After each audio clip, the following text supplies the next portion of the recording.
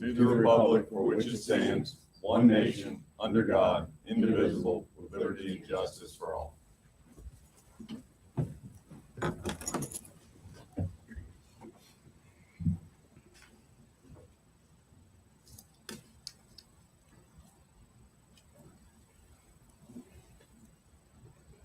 All right, thank you. We do have a quorum. We do need to adopt an agenda. Anything we need to add to the agenda this afternoon? Jonathan? No, sir, Mr. Chairman. All right. What's the pleasure of the board? Mr. Chairman, I move to approve the agenda as presented. Second. Motion's made and seconded. Further discussion? Hearing none. All in favor signify by saying aye. Aye. Opposed, same sign. As always, public comment. Public comment. Okey dokey. Mm. Here we go. This is an agreement that some of us have worked up.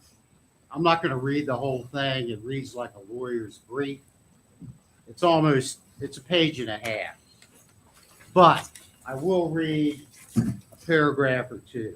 Whereas, insomuch as Supervisors Yao and Hoffman acted ex parte, thereby acting intentionally or otherwise as agent of Steve Grayson in his capacity as president of the rescue squad with respect to the proposed purchase of the squad's facilities, and since they failed to recuse themselves from the motion of purchase of the property.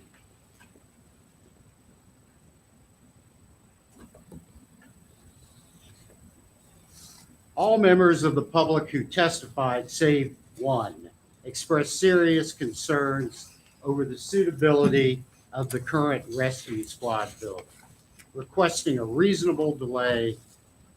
Such tabling action was moved by Mr. Jewett and seconded by Mr. Yao, but interrupted by counsel, an unelected and unrecognized consultant who offered neither requested parliamentary advice nor advice as to issues of law, but interjected himself into and interrupted the discourse among the elected decision makers.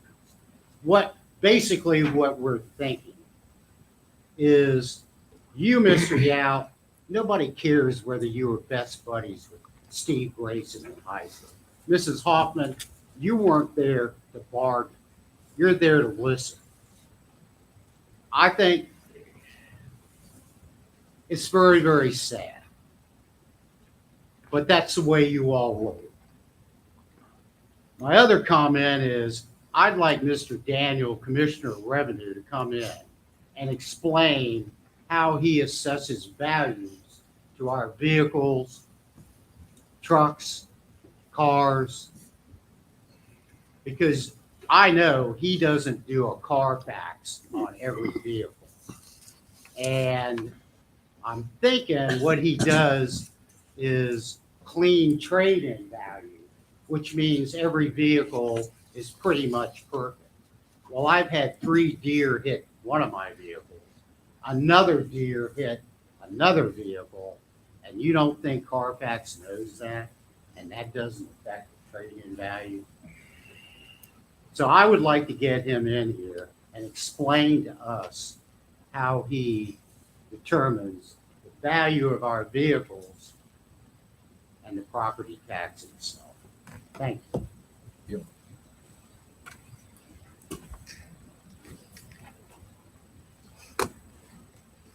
Good evening. I'm Jim Smith, but speaking on behalf of Kim, who intended to be here, but her sinuses had other plans for her. Her words, I'm Kim Smith of Brightwood. A resolution has been distributed to each of the members of the Board of Supervisors and to our county administrator. It was crafted by a number of those who either testified or agreed with the sentiments expressed at the so-called public hearing on 28 June regarding the possible purchase of the rescue squad building for the professional EMS and their equipment. The resolution expresses our supreme displeasure at the lackadaisical manner in which research was conducted on the suitability of this building in its as-is condition, the lack of proper due diligence in any number of ways, the ex parte conversations that occurred, excluding some members of the board, among other things. It is way too long to read in the 3-minute time allotted to public comment. We urge you to properly evaluate this action and to consider the almost universal recommendations of the public to delay a decision until the decision could be made on solid grounds, respecting the role of taxpayers in any purchase of major facilities. Thank you. Thank you. Other public comment? Other public comment. Livingston, a bunch of people on there watching us.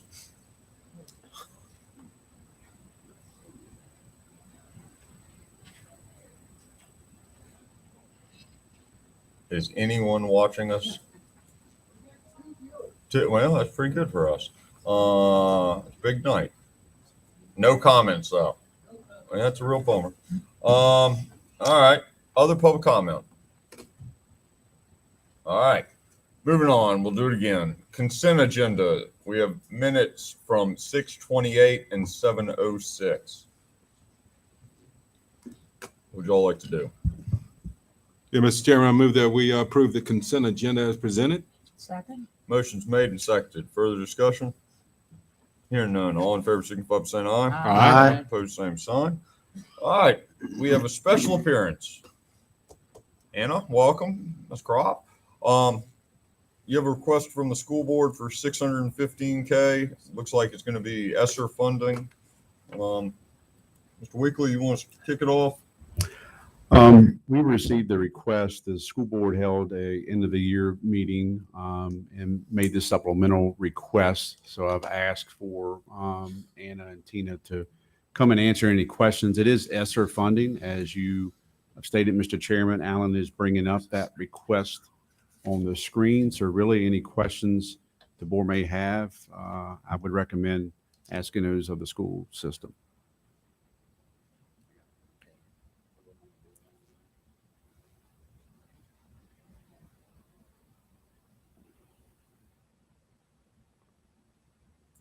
All right. Does anybody have any specific requests for Tina? Bring up and the Anna? Would letter. you like to- There you go. and we're No, that's making good. progress. That's good. Go back. Yep, right Uh, there. What would y'all like to tell us about it? Let's start with that. Sean, can you give her the mic that you got in your coat? Oh, what God? What's going on today?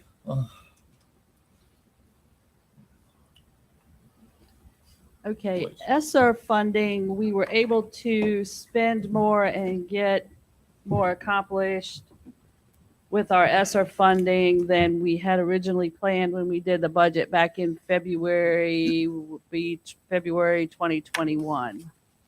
We have some money, it rolls off September 21, September 2022, and September 2022, 23, and 24.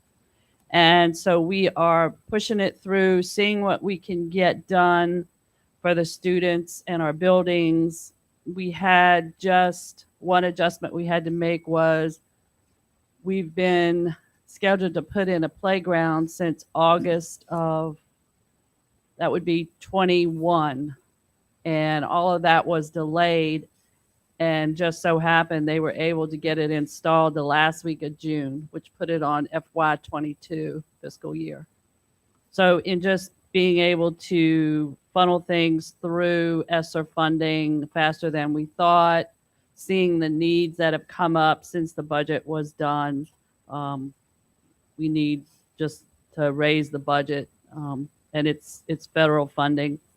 In Fund 6 and in Function 3000 and 4000, we'll have more state money there to cover that, but with gas and fuel, our fuel oil is running Function 4000, our gas is running Function 3000. Our gas, I say gas, it's mostly diesel for buses. And we also in Function 4000, we had the security grant. Typically, we come back to the Board of Supervisors and ask for a supplemental of 25%, which we have to match whenever we get the security grant, which we never know until the budget is already set. But this year, we absorb that in our budget because with this ESSER funding, we can push some things into ESSER that we had not originally planned, but we have a little flexibility in pushing some things in there. So that's what we did with that. So the total 615,000, we're just asking for the budget to be raised. We're not asking for any more local funds. Anything else? Oh, no, that was pretty good. Questions on this? Anybody have anything specific? And So Tina, just to be clear, so ESSER funding was like the CARES funding where the money was sent to us. We had the money in the bank already. It's just we had it in the bank over here and we were transferring it over to you guys, right? No, It's a no. reimbursement thing? Total reimbursement. Oh, okay. Yes. That they had one, I guess it was CARES money. I forget that different anagrams that they call it, but it was some money came directly to us and you spent it and then you accounted for it afterward. This is all reimbursed now. ESSER across the board, one, All two, three, ESSER's all reimbursed. reimbursable stuff. Okay. these are all only, you're pulling from ESSER 1 and 2. There and And 3. three. Which item is the 3? I know y'all gonna have a meeting tomorrow on with Jonathan and Bobby down here. And I understand we're gonna get some type of memo out, post that so that everybody can understand kind of ESSER funding. And I'm sure it's much more complicated than any memo can get put together. But that is the plan at this point, correct? Yes, sir. I talked to Tina on Friday, and I believe there's at least 3 rounds of ESSER funding. So we would go through, how many rounds, what's the amount per round, what are the qualifiers, how much has been spent. And of course, as she stated, there are timelines you have to expend by. So the idea would be to have that so we all have understanding, staff and at the board level, push that out to you guys With and ESSER- ladies. And with ESSER 1, 2, and 3, you've got those until what, 2024? It depends Oh, on which fantastic. one. So they're all into different times and they're all grants. We were awarded that money, but we had to complete a grant saying how we would spend it and that had to be approved. So that's what we'll go over tomorrow. We have it all outlined by grant, what is still left to spend from it, like what's remaining from each category. And I hate to go backwards, but then we had, before all the ESSERs, you had ARPA. And did we use all the ARPA funding? I know we're getting audited for it, like every government, it looks like in the state. Have we used all the ARPA money? I hate to put you on the spot. There, I think one of the ESSERs is called that as well. Oh, I'm good. thinking of it. There's Good. some, think ESSER 3 is called ARPA. right. There's some, So there's all kinds of different, and we have. It's a good system. That we applied for a set aside grant that the state had.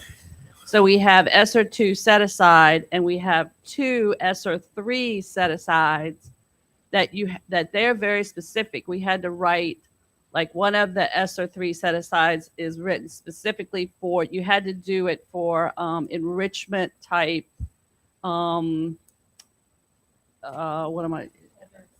there's one that is written for just specifically student materials. Then there's a separate one that's written specifically for student after school care.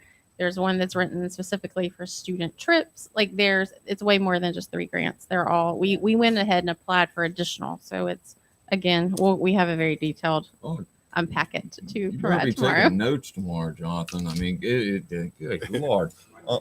Yeah. And we have one grant that is strictly for HVAC that you have to have 100% match, but we can use part of our ESSER money for the match. So we don't even have to use local money.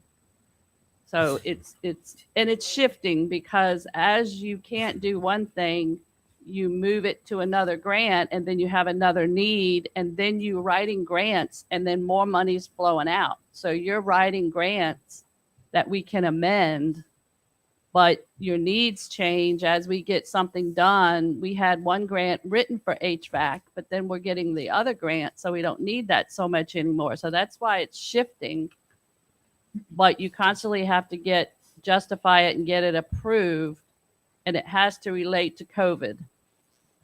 So you can't, it's pretty broad, but it's not an open book type thing. Okay. Well, that is confusing. All right. Anybody else got any other questions on this? We look forward to seeing a memo or probably a small It's a book. packet. All right. Good. So, Mr. Chairman, I move that we approve supplemental appropriation 31 for $615,000. Second. Motion made and seconded. Further discussion? Hearing none, all in favor signify by saying aye. Aye. Opposed, same sign. Thank you all very much. Hey, Ms. Allen, you have anything to say about any of the acronyms or abbreviations? There you go. All right.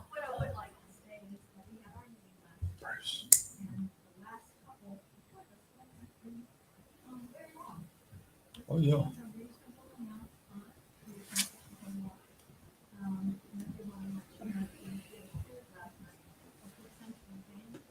Yeah.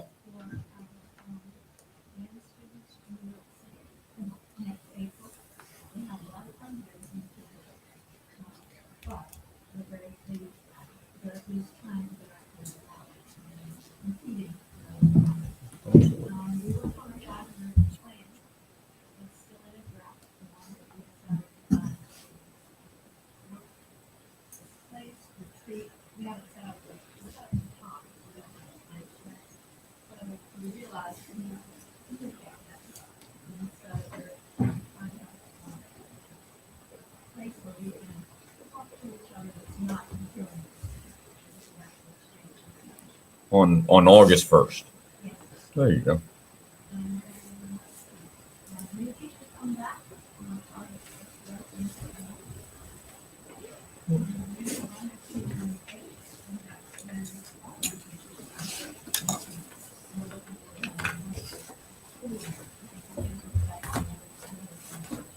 Good. Thank you, Ms. Allen. Anybody have any questions for Ms. Allen? All right. We've already kind of kicked it off. Constitutional officers, county departments, and committees and organizations. Mooney, you're on this side of the room. What's going on with facilities? Oh yeah, we need to use a microphone.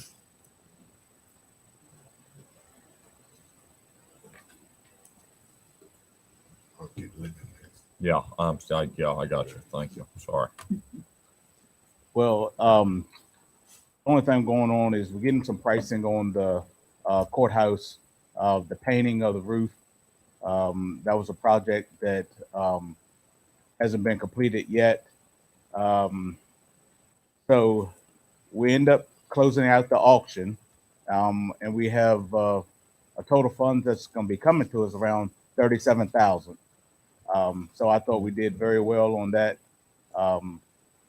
And everything else is going pretty smooth, just, taking it one day at a time.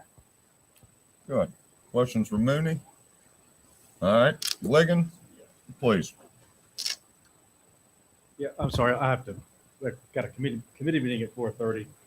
Please. So we're going to try to finalize this private road. I think we're close on that. I just want to give an update that the Crigglesville School rezoning, talked to Felix and his legal counsel today, and we're going to move forward with it on August 3rd joint meeting. And I originally thought we were going to do that, but we just confirmed that today.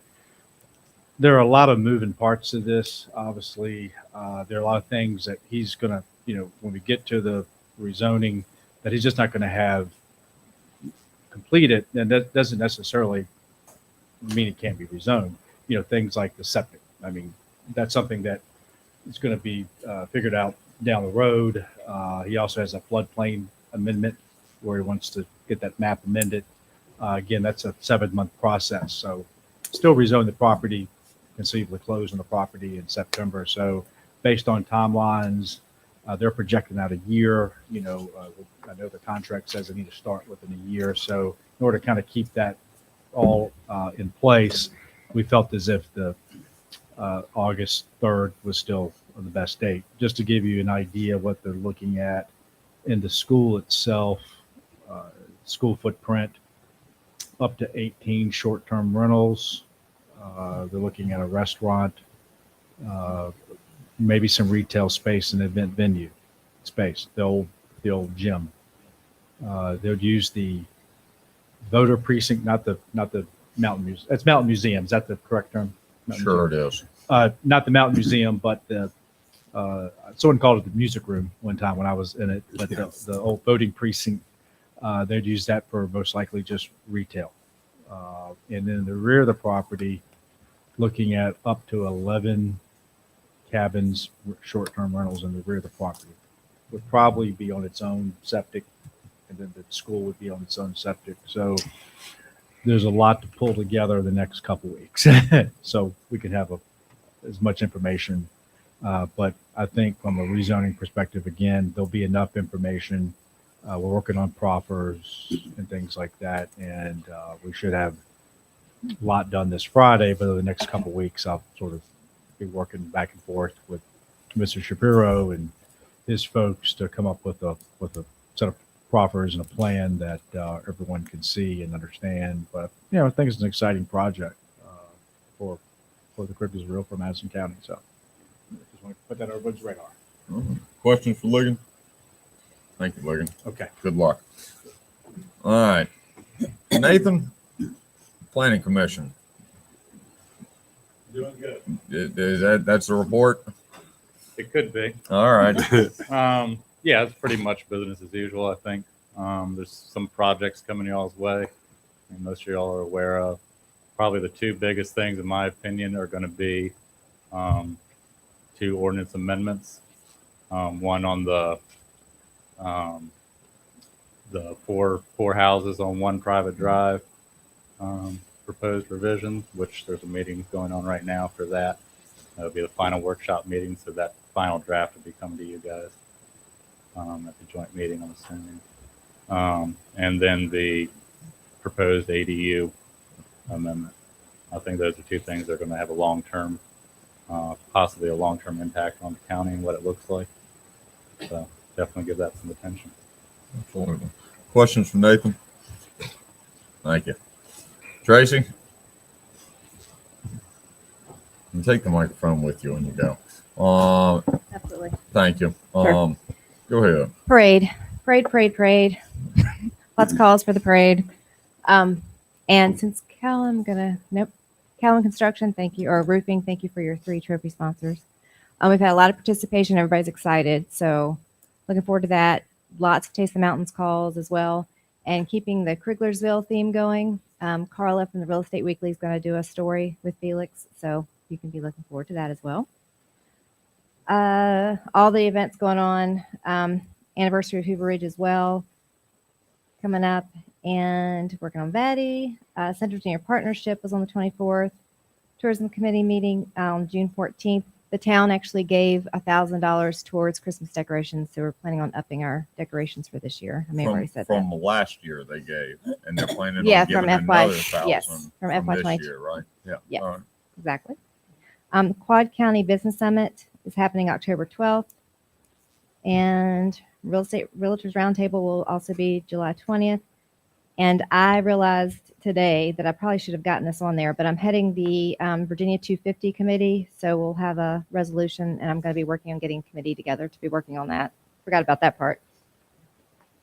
And still updating the brochure, but hope to have that done and ordered soon.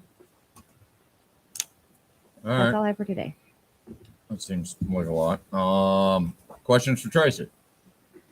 All right. Thank you.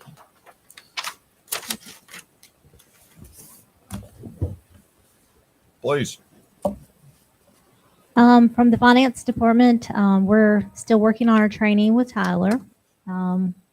We have been closing out FY22 as of June 30th, and I'm working with all the departments and department heads, getting everything squared away from their purchase orders to their closing bills so we can get those wrapped up and paid for 22. And we've opened FY23 and have a few bills, but not too many right now. How is Tyler training going? Good, slow.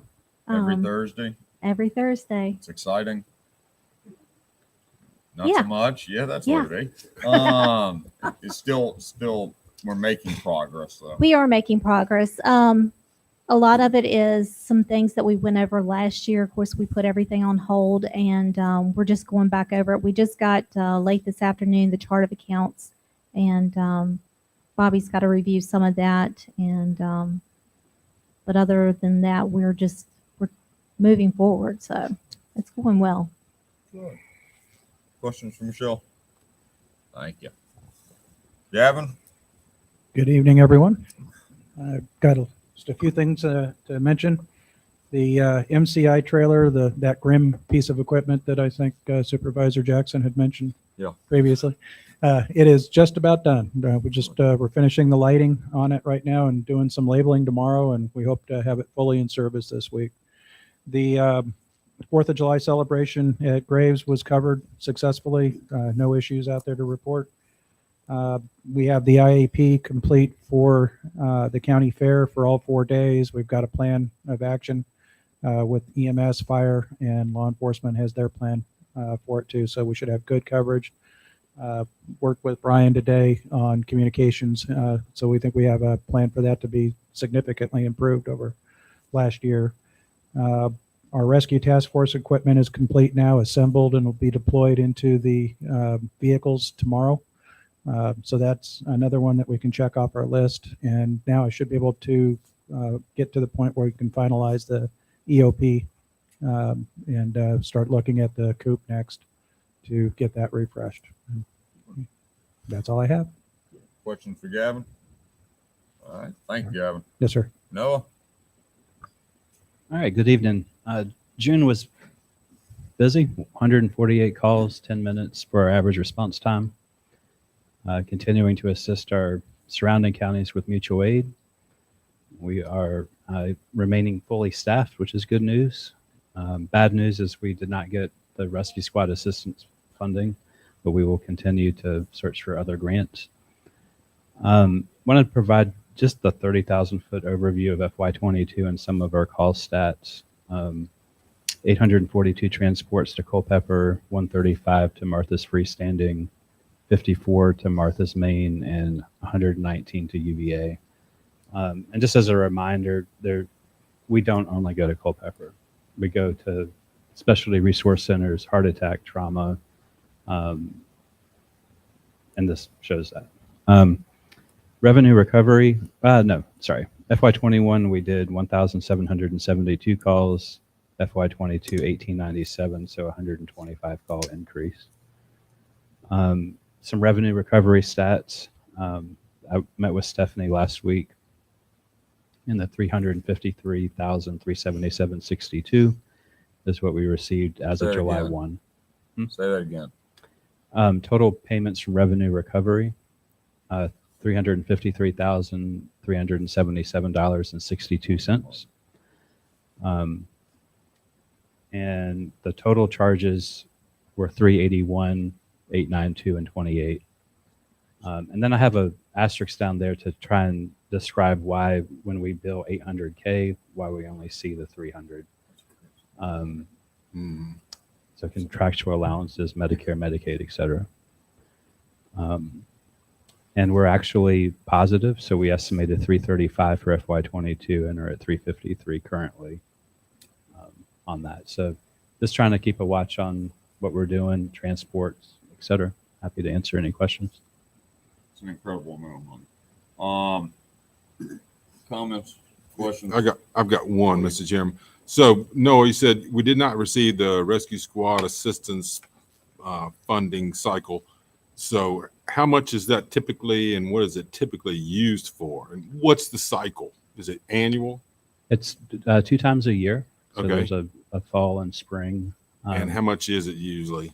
It depends on what we asked for. So a couple years ago, we were awarded actually an 80-20 grant for Medic 20 for an ambulance. Supplies, equipment, things that support the mission. So it's not needed for operations as such, It's day-to-day operations. Right. Okay. It's supplement. So if we need to replace an ambulance, we can put in for this grant to get assistance. I see. for Okay, that. thanks. Large purchase items. Gotcha. All right. Other questions for Noah? Thank you, Noah. Brian? All right. Well, Next Generation 911 is complete. We've done everything with that outside of the recorder, and that should be completed inside of the next couple of days. We're still recording everything. It's just an ease of recovering those recordings that I'm trying to iron out. Multiple radio project meetings. I'll get to the pictures here in just a second to better illustrate what's going on with those. Key statistics for the center. We received 4,120 calls last month and responded to 1,029 calls for service. And Hoover Ridge is ready for the tower, shelter, propane tank, and generator. All grounding has been completed. We're in a really good spot with that. I learned today the tower's actually been ready for about 6 months. What we've been waiting on is the shelter, so we didn't have to deploy the crane but once. The shelter is on track to be ready August 8th. So they're a little bit ahead of schedule with that. It's the first time since this whole thing started I was able to say we were ahead of schedule of anything, but we're getting there. So Hoover Ridge is in a really good spot. Beautiful run in Blakey. If you scroll down there, the new generators have been placed at both sites. The old generators are still up there. They're still operational. Once we completely cut the 2 new generators over, we will have 2 surplus home generators. One of them is, don't quote me on this, I believe one was 14 kW and the other one was 20 kW. So we will have a repurpose for those if we could so choose to do so. Also, the lines are being run at Blakey this week on the new tower up there. That's a really big part of this. Pretty much once you get those lines run, it's just a plug and play mechanism inside the shelter. So we're getting really close on Blakey. Beautiful run. The tower lines have already been run. There's some pictures of that in there. If you've never seen that operation, I highly encourage it. Those guys are nuts, for lack of a better term. It's absolutely crazy what those guys do on the side of that tower. So that the lines are up, antennas are up. The only thing we're waiting on as far as lines and antennas go are the microwave dishes, which we can't do until our neighbors realize where their tower sites are going to be and we know which way they're going to point, which we anticipate that happening by fall. Those 3 sites are really, really good place. Everything on those 3 sites should be up, at least material-wise, should be up and ready to go by September, early October. We're still waiting on the North End site, which we're still actively working through. Happy to answer any questions. Questions for Brian? Please. Brian, will the transfer switches be coming with those generators, or do they put new transfer switches in? They're already in place. Okay. The Generacs had transfer switches on those. We're going to reuse those along with surge protection and so on and so forth. Okay. Thank you. Mm-hmm. Anybody else? Thank you, Brian. Mm-hmm. Livingston. Those are some big polls, man. Yeah, that's right. I think I need to do a spreadsheet like Brian does. Anyway, or a PowerPoint. No. Please go on. Because that looked very impressive. Sorry.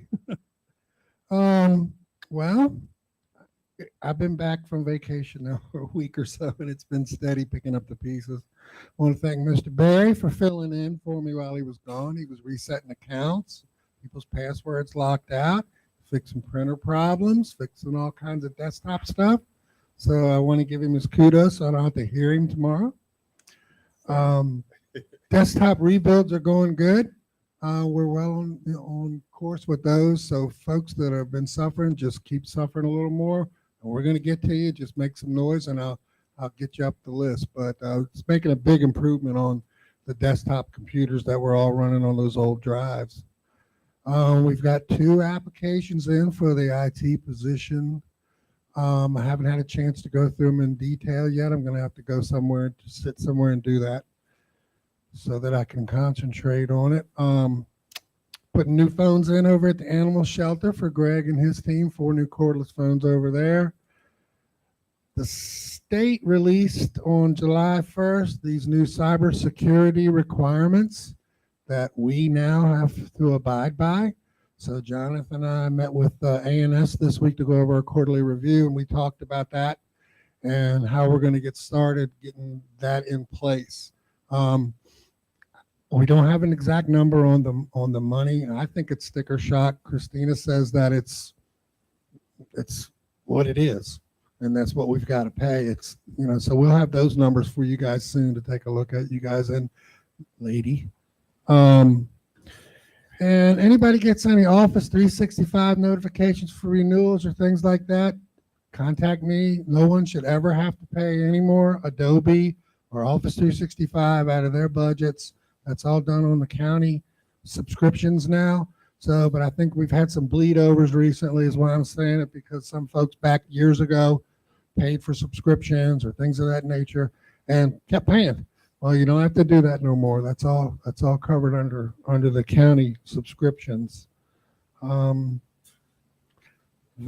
and Tyler database testing, a lot of that, and learning, helping those guys get that stuff ready on there as they need, but it's a weekly thing, but it's coming along. And the new PA over at the courthouse that they rushed us for. Of course, there's back order on some of the parts for the supply chain. And now we're looking at a September 1st, August 30th, September 1st. You just made an expedite request, so maybe it'll come before that, but that would be the next available date. But we definitely were surprised by how long it was going to take them to get it installed. So I did quite a bit of whining with them. And trouble tickets and more trouble tickets. So fun. Any questions? With some of these desktop replacements and upgrades, some of the daily tickets, will those be kind of slowing down potentially? Hopefully. I wouldn't say that the tickets will slow down, but it will certainly help folks speed up. But we still have many more things that go on besides performance problems. I think part of the problem I don't get a lot of tickets from people is they just got so used to it. And then I go to their computer and I'm like, wow, how are you working on this? It's very, very slow. And then they get bumped to the top of the list. So Stephanie's getting a new one now. Brian's got a new one. There's just the EMS folks. I've pretty much replaced their all-in-ones or upgraded all their all-in-ones down there. They were suffering. So a lot of folks don't complain about that. Some folks do, but yeah, except for Gavin, he complained a lot. However, he got to the top of the list. So it's just something that when I notice more or less as I'm out here visiting people, and 2 or 3 months it took me to figure out what was going on with that. But now that I've got it, I'm hitting them all as fast as I can. And it's like I said, it's less than $200 to replace that drive and add extra memory, and it literally is like night and day on these desktops. So I think, Livingston, one of the things to mention too on our review with ANS is just going back through and doing auditing or inventory of our computers. There are some that may not have gone out to the internet for a while, so we don't know if they're used or what. That's how you get your patchwork and antivirus and all that updated. But making sure that what we have is what we need or using, so we're not paying extra licensing fees. So there is some auditing there. I think there's at least a dozen or more that you've probably already identified. So there may be some money saved in the near future. Yeah, that definitely will be. And that's just something I got to get to each day as I can get to it. It definitely needs to be. It's the same thing with, we got the Office 365 bill for 120 or so mailboxes. Well, heck, we ain't got 120 people working for the county. So there's a whole bunch of, at least on not the school board part, but on this side. So there's some of these mailboxes that are being used that can be turned into alias addresses. I've identified about 25 of them. What that means is they don't need a mailbox. And those mailboxes cost us about $130 a year each. So there's about 30 of them that we're working to get aliases created for and getting them out of here. And that should show some savings too there. So good. Fun stuff. Other questions for Livingston? All right. Who's next? Chuck? No. Valerie. Thank you, Chuck. Good afternoon. Greetings from the Department of Social Services. We are pretty busy these days. I wish I could say that I was fully staffed. like my neighbor over here, unfortunately, I'm about 5 staff down at this point, steadily interviewing and advertising and that sort of thing. We have 15 children in foster care, 6 young people in fostering futures. That is significantly lower than it has been for a really long time. I'm knocking on wood. Correspondingly, CSA expenses are significantly lower right now due to fewer kids kind of in the fold. I hesitate though because we have several really intense need situations in the pipeline. So we're doing our best to stay ahead of accessing services and getting those families the services they need. With that, we are in the midst of cooling assistance season, so folks can get assistance with their electric bills right now. We are having a significant uptick in folks needing help with their electric bills because there was a chunk of time they didn't have to pay their bills, and now they do. So they're getting cutoff notices. So we are working with folks to access as many community resources as we can so that they can keep their power on.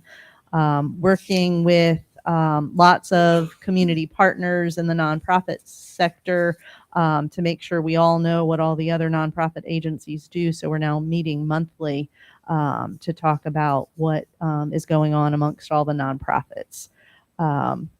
We are kind of in the throes of working with folks to do some back to school programming and making sure kind of folks know about what resources are out there to help get kids ready for a positive start of a new school year.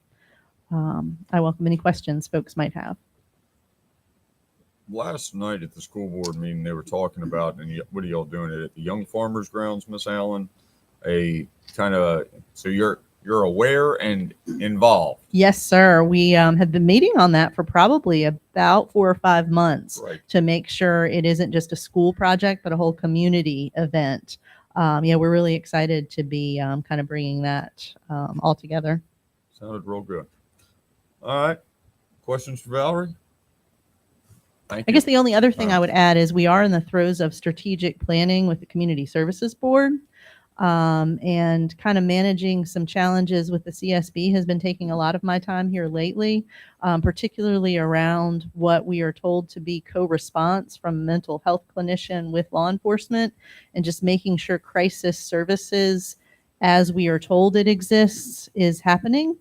So just know when folks are asked to fill out or complete a survey or interview, we are trying to send the message to be as completely honest as we can about what really is happening and what we want to happen here in Madison from the CSB. Thank you. Thank you. All right. Old business, Thrift Road, Mr. Weekly. Yes, and I'll give a little update and anything that Mr. Gregg wishes to add. We did recently get confirmation from the attorney representing the CSB. Initially, you may recall you all held a public hearing for the purpose of selling that property. That was voted on, approved. Then we got into a title research conversation, which has kind of put us in this kind of circle, if you will. Mr. Gregg has just confirmed with CSB's attorney yesterday the new public hearing that is required will be held on July 26th. Both have agreed on the language of that public hearing. That advertisement should be hitting the paper this week. Thank you. And you will have that public hearing on the 26th. I've had some good conversation with Jim McGrath. So while all this process is going on, there's no cold feet.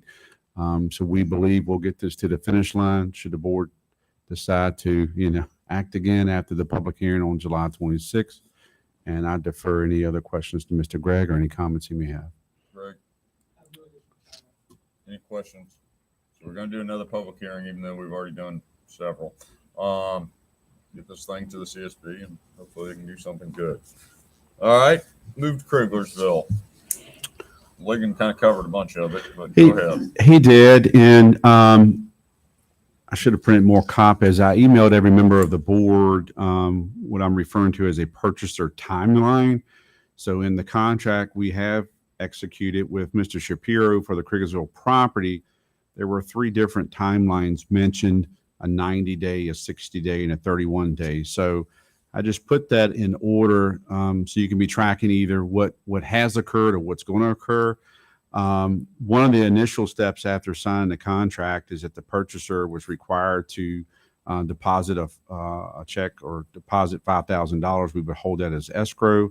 The county has confirmed receipt of that $5,000 deposit that's being held as escrow towards the overall purchase price. The purchaser shall have 90 days from the date of acceptance of this contract for a study period / due diligence. The 90-day period officially ends on September the 13th at midnight. We don't believe there will be any issues there. Well, earlier on, part of the things I walked through with Mr. Shapiro was we gave him every file that we had. We pulled out, we actually had the blueprints of the facility. We met on site multiple times. He's actually coming out again on July 19th to view the site as well. So we feel good. Got some extra things I'll share with you that he emailed me that kind of shows you his progress. Another timeline: the purchaser shall file the rezoning application within 60 days of the signing of the contract. So this must be done by August the 14th. As you heard Ligon mention, he has received that rezoning application. So that is going to be heard by the Planning Commission at their workshop on July 20th. From there, the purchaser, there's 31 days after the zoning approval by the Board of Supervisors that you would go to closing. So wasn't sure, and I just heard here today that maybe the plan will be going to the joint meeting in August. If you decide that you and the Planning Commission want to put this through 2 workshops, then the earliest that the board would have a public hearing would be at your joint meeting on September the 7th. And then assuming 31 days for closing would be on or before Friday, October the 7th. So that timeline's kind of dependent on when you would approve the rezoning application. Felix, he's very eager, and he wanted to, and I shared this timeline with him, so we're all on the same page. He just wanted to share in addition that he's had the flood engineering and historic resource folks have completed their initial site visit. The flood engineer is now working directly with Mr. Lewis. So when we requested surveying, I gave that information to Felix. So he's using Lewis surveying as well. So that's good seeing local contractors being used. So he's getting measurements together that's needed for this letter of map change that has to do with floodplain designation. They believe this process is estimated to take approximately 7 months. And I talked to Jamie Wilkes today, who's very versed in FEMA and floodplains and so forth. He said, yeah, that's about right. It is a lengthy process. And he says, assuming all goes according to plan, the application for the Crickersville Historic District should be ready in time for the DHR Board September meeting. What Felix has pursued is historic district designation. It's my understanding that he's not looking to open up this historic district for everyone that would say, hey, you can only paint your house or business this color or use this type of shingle.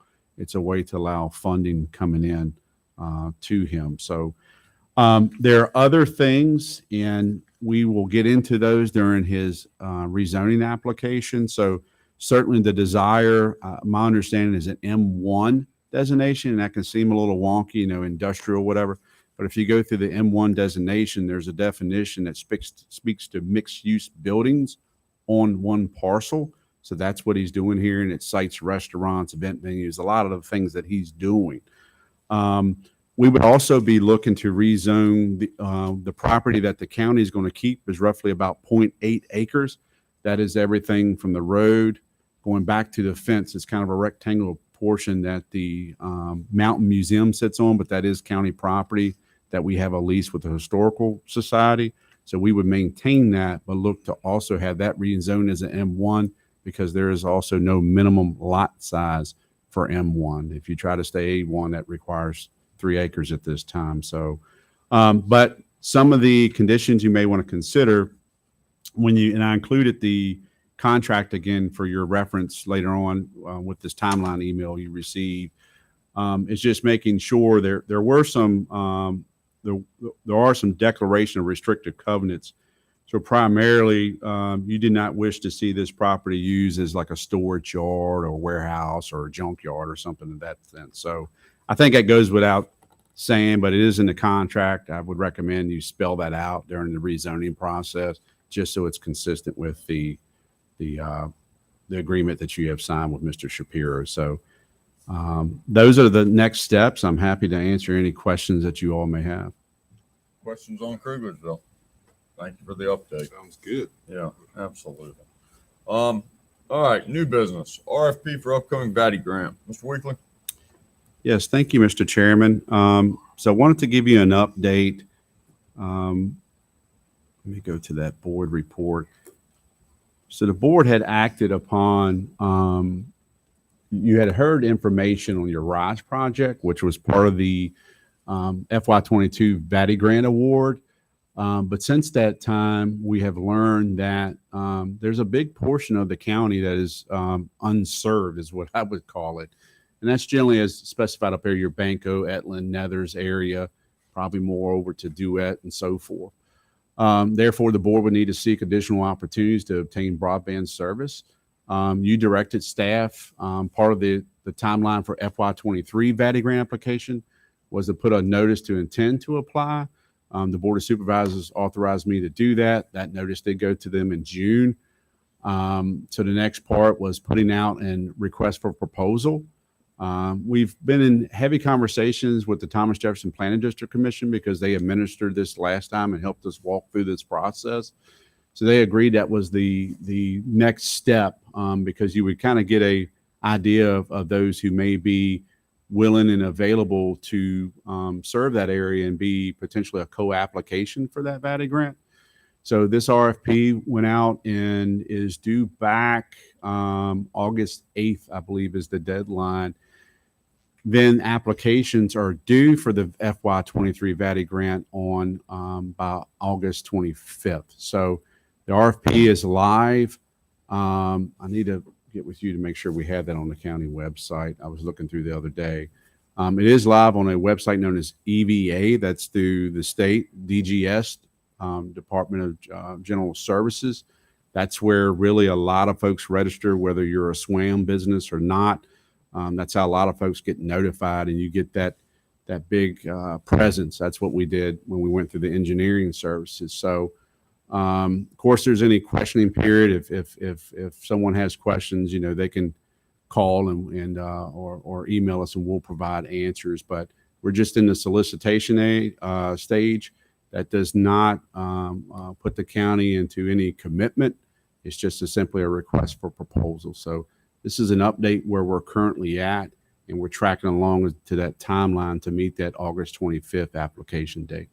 And I'm happy to take any questions or comments from the board. Questions on this one? So Jonathan, what was the August 8th? I don't see Yeah. that date on the timeline. It's not. The timeline I gave you far as VATI timeline. Yeah. That wasn't on the VATI timeline. The VATI timeline is kind of traditionally you notice to attempt to apply when the applications are open, when they're due. Yeah. The August 8th date, sir, that I referenced is when the RFP are due back to Madison County Okay. for. And that's on the EVA site. And Yes, all that sir. stuff. Yes, sir.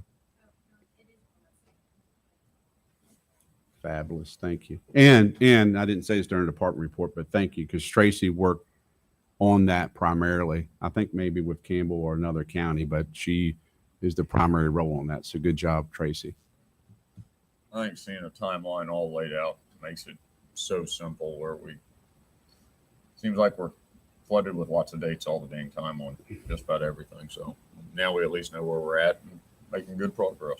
Anybody else have any questions on this one? All right. EMS Facility Renovation Committee, Mr. Weekly.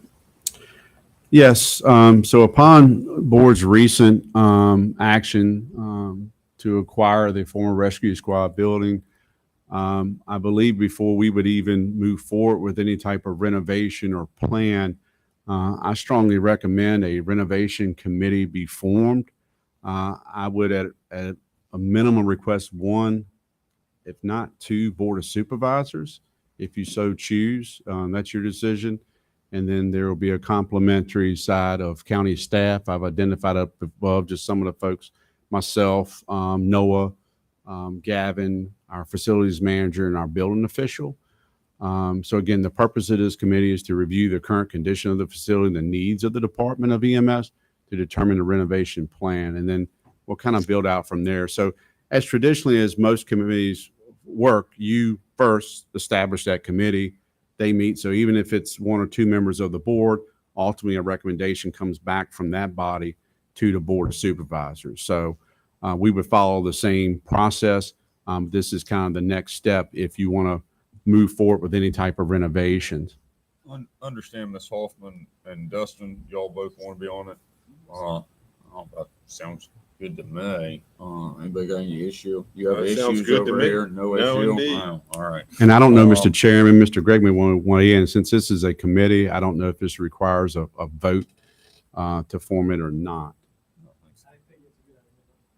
All right. Thank you, sir. Yeah, I would. So, Mr. Chairman, I move that we form a EMS facility renovation committee made up of staff as nominated by our county administrator and Dustin Dawson and Charlotte Huffman from the Board of Supervisors. I'll second that. All right, motion made and seconded. Further discussion? Hearing none, all in favor signify by saying aye. Aye. Opposed, same sign. Thank y'all. All right. Oh, hot dog. RSA update. I think we're finally making some progress here. Maybe it'll be short.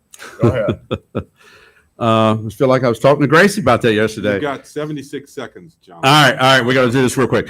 So RSA update. So at the last meeting, the special meeting for RSA, they passed the, I guess it was called the withdrawal resolution. So state code requires certain bodies to act. So they had 15 days to act. Now the counties, which is Greene, Orange, and Madison, have 45 days from the time that RSA took action to hold a public hearing and to pass any additional resolutions or ordinances, particular resolutions that they may have.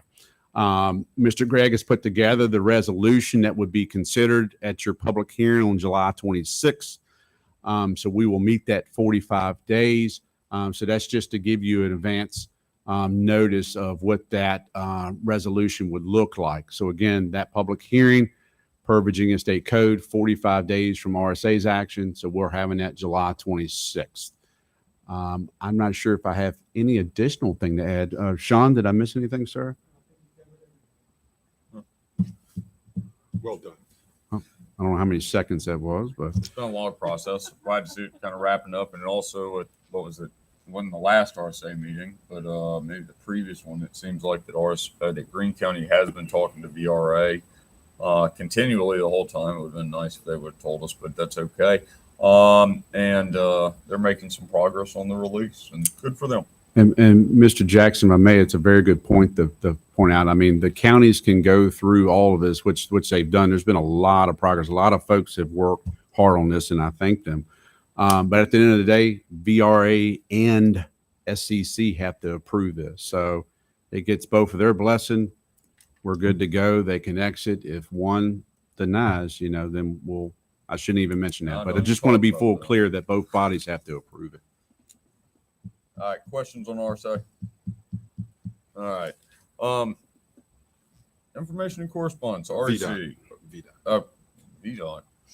Isn't that? No, REC. I got No. a VDOT update on mine. No, you're down. You're one too far. Oh. It's the R. It's Oh, REC. Let's do R. RS. Oh, let's do REC. Tell us about REC. I just, in both of these, there's some general information. Really didn't include anything in the packet. I'm sure you all, as not only board members, but probably as customers of RECs, has received notice that there's going to be a 3% increase.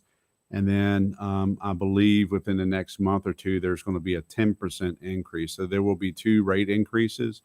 As they outlined in that letter, they've seen significant increases themselves. And that shouldn't be a for-profit thing that's passed along. But that's their reasoning of increasing. So I thought it was fair to not only assume that you all received that letter, but the general public, had they not, received that information from REC in the mail. They should be receiving it soon if they haven't, but those increases are coming. Questions on REC? All right. And we will track that through our budget process because we pay electricity on our facilities too. So we'll see how that impacts us. All right. Now, VDOT, we have several things that are outstanding, and I'm waiting to get that information back so I can give you a summary update. They're still looking at the traffic light that Supervisor Jewett had referenced out at 29, and it's that whole interchange there of timing of light, and so we're waiting for final information on that. We do not have final information on the speed studies that you all recently requested. So again, when we have that, I'll give that information to you. I wanted to make you aware of 2 upcoming meetings that I have with them. And should any of you want to participate, just let me know. We would definitely want to keep it at 2 so we don't trigger meeting requirements. On Friday, I'm meeting with Ms. Shepherd, and I don't know how many, but she's put together a meeting with some of the Turner Drive residents, which I was very pleased because you may recall there was a lot of Turner Drive residents that were here that night. And that was a promise she made, and it's a promise she's keeping. So anxious to see what comes from that discussion, and I will email you all an update. And then coming up early August, I believe it's August 8th, one of the things I owe you an update on are the bridges of Criggersville, I guess we can call it.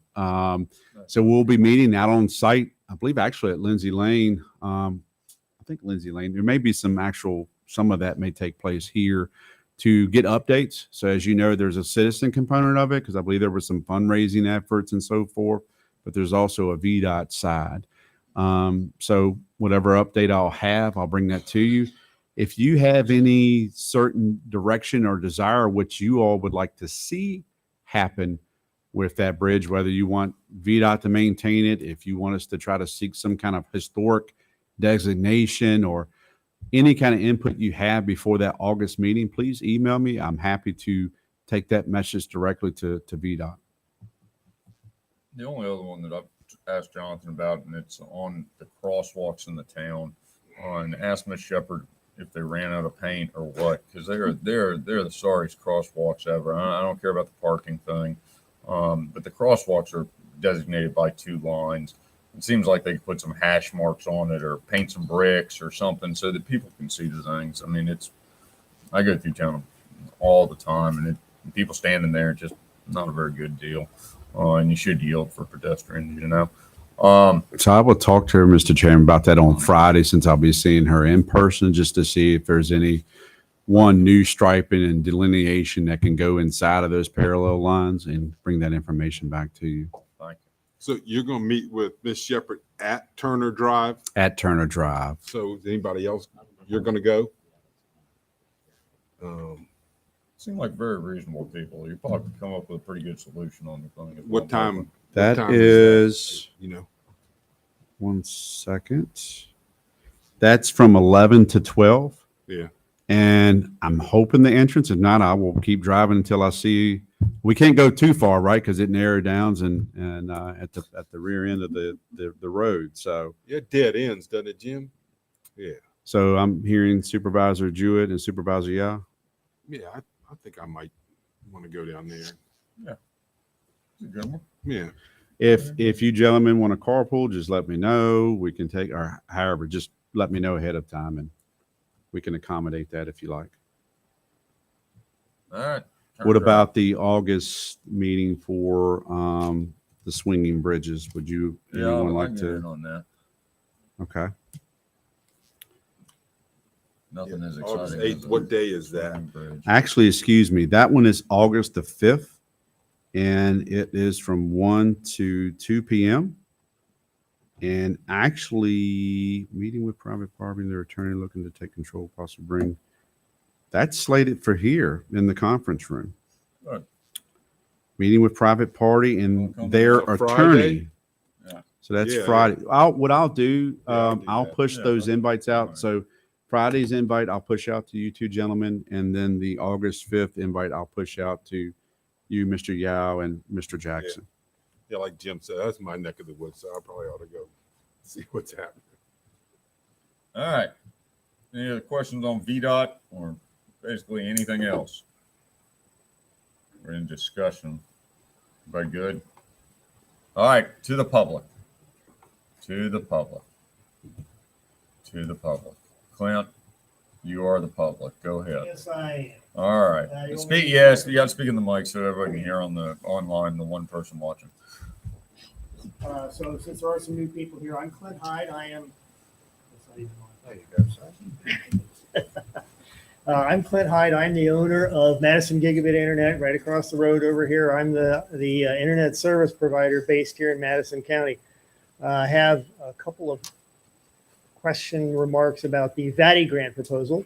For those who weren't here at the time, 4 years ago, Madison County and I went through the exercise of doing a VATI grant proposal.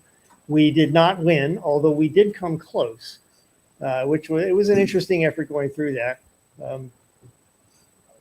One of the things that came out of that was a scoring reduction on our proposal was that the state has a budget balance ratio in mind that they want to see in the proposal, which is approximately 25% from the municipality that's participating, 25% from the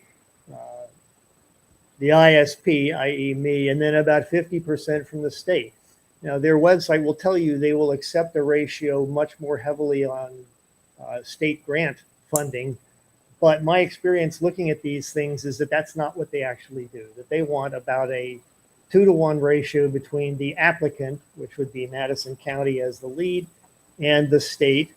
And so this time around, unlike last time, I actually have a couple of financial backers that want to tackle this out in the vicinity, specifically mentioned in the RFP and earlier today, of Kriglersville, Poorhouse, Duet, and Whippoorwill. The backers, they live on Whippoorwill, so they want to have good service out at their location, but they're kind of at the end of the process. I have already begun in Kriglersville.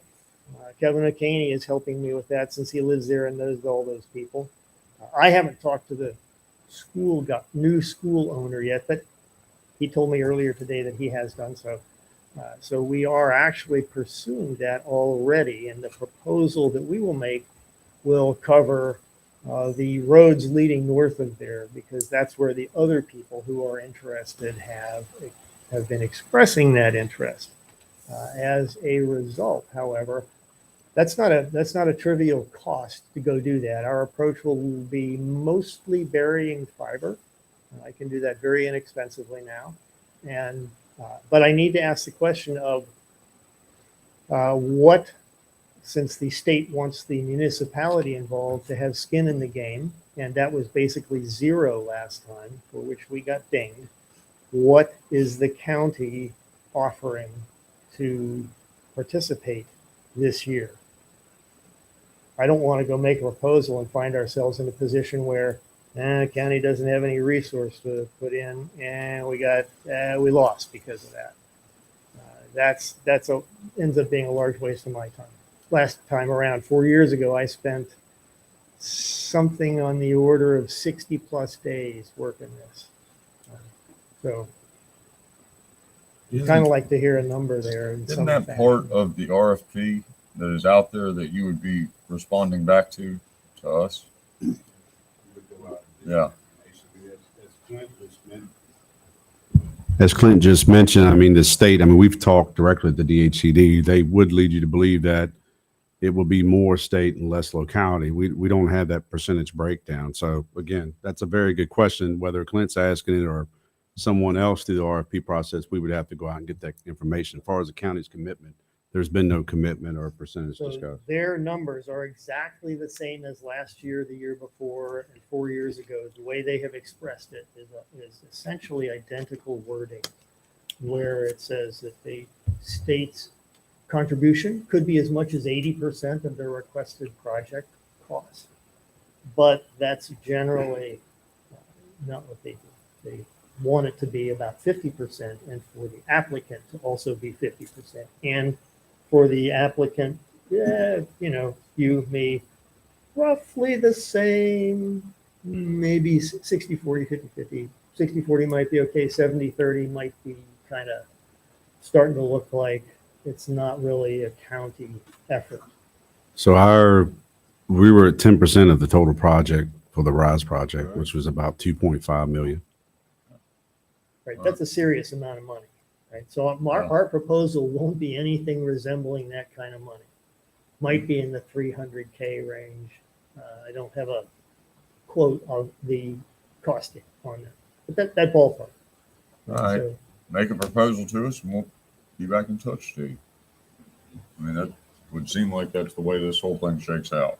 right. There's not a lot of time left between now and when the proposal is due to the state. That's only about 6 weeks. That's about right. So and there's just maybe a hair over 3 weeks available to when you all have requested proposals from somebody like me. Right? So we're going to have an unfinished proposal. It will not be a final ready to go to the state in that time frame. That just isn't feasible. Okay. So we'll have preliminary cost estimate and so forth and whatever else. But we'll still need to know what y'all's commitment can be. Okay. Right? Because I'm not doing a 10-to-1 mismatch again. That is I'm not doing it. All right. So it's got to be a little bit more in the Balance. even Steven there. All right. Thank you, Clint. Okay, sir. Good enough. See y'all. All right. Other public comment? All right, no more public comment. We don't have a closed session today. Anybody else got anything? What do y'all want to do? Move to adjourn. Second. Motion made and seconded. Further discussion? Hearing none. All in favor, signify by saying aye. Aye. Same sign. Thank y'all. Thank you, Mr. Chairman. This conference is no longer being recorded. Really think you wanted us to give them a number today? Yeah, we can't. It's Thank you. Uh, It would